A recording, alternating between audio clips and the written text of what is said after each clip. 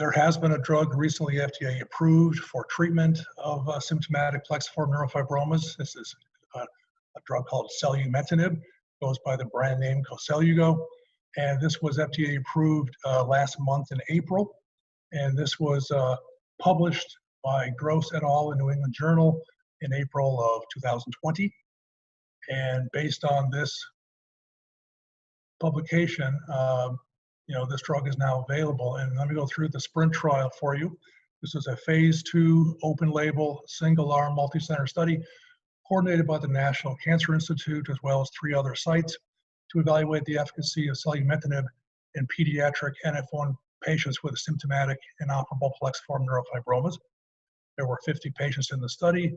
Mean age was 10.2 years and 60% of them were male.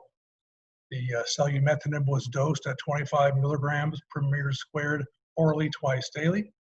And the target tumor evaluation was measured using volumetric MRI at baseline, every 4 cycles on drug for 2 years, and then every 6 cycles.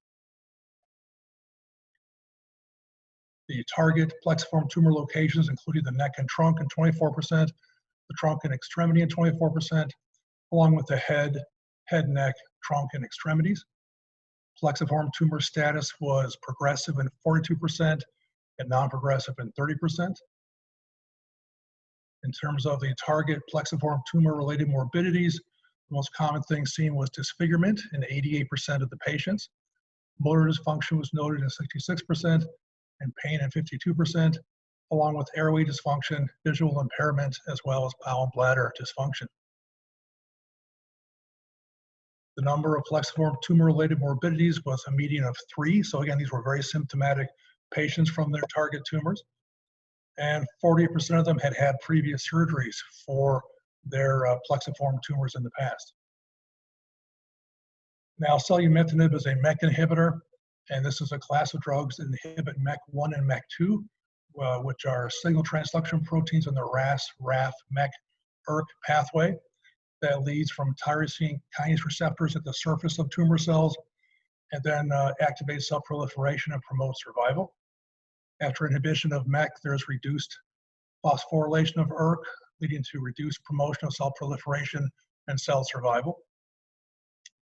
And so this pathway is known to be activated in NF1 plexiform neurofibroma tumors, since the loss of neurofibroma leads to overactive RAS GTP activity and excessive activation of the RAF MEK ERK pathway, again leading to excessive cell proliferation and plexiform tumor formation. And there's actually been a study by Dombey et al., also published in New England Journal in 2016, looking at a mouse NF1 plexiform tumor model. And in that model, selumetinib was able to inhibit ERK phosphorylation and reduce plexiform tumor formation, volume, and proliferation.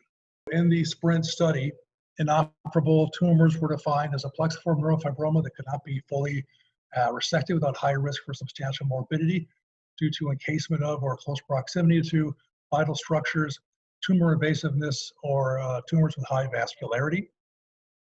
In the study, the primary endpoints were overall response rate using 3-dimensional MRI and the Raines response criteria. And this included a percentage of complete responses or confirmed partial responses that were greater than or equal to 20% reduction in target tumor volume, confirmed at a subsequent MRI in 3 to 6 months. There were also secondary endpoints in the SPRINT trial, including duration of response and safety profile. There was also an exploratory endpoint that was included on pain intensity ratings of the affected children.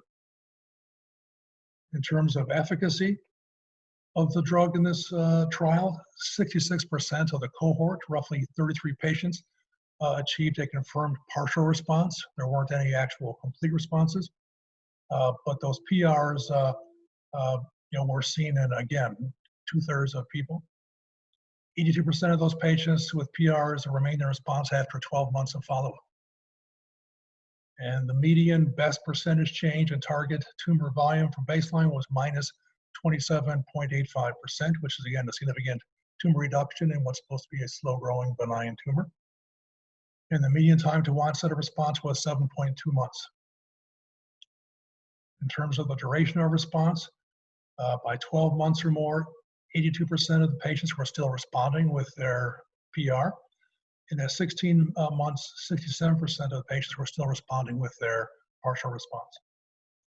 In terms of the exploratory endpoint of pain intensity rating, there were 24 patients that were able to give pain intensity rating responses, and 50% of those noted an improvement of pain of 2 points or more by prior to cycle 13.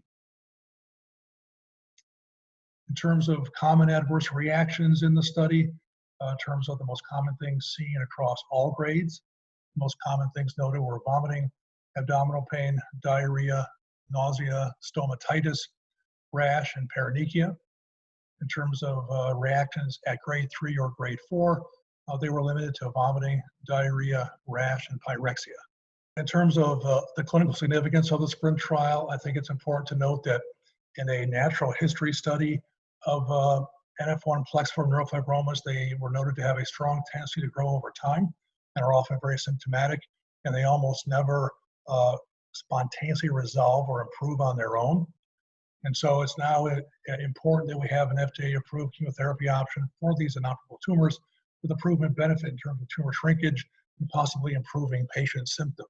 I feel that selumetinib should be considered for any NF1 patient with a plexiform tumor that is symptomatic and inoperable, especially tumors that are large, cause significant pain, weakness, or disfigurement. And the question always comes up, should the treatment be started early or later on?